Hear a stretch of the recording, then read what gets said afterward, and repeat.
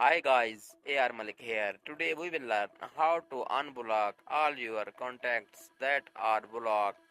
It's very quick and easy. If you are new, please subscribe my YouTube channel.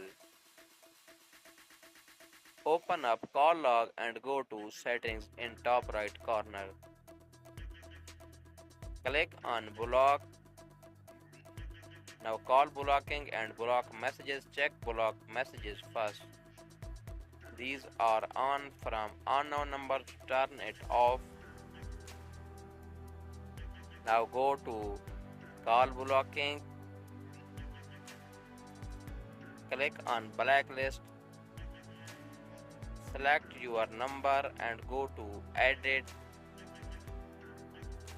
then go to trash box in bottom and remove the numbers. Now I am going to select the other number, select it and go to trash box and remove all the numbers. No blacklisted number. Check your whitelist. No whitelist numbers here. Now check your block notifications. Like, comment and subscribe my YouTube channel. Thanks for watching full video.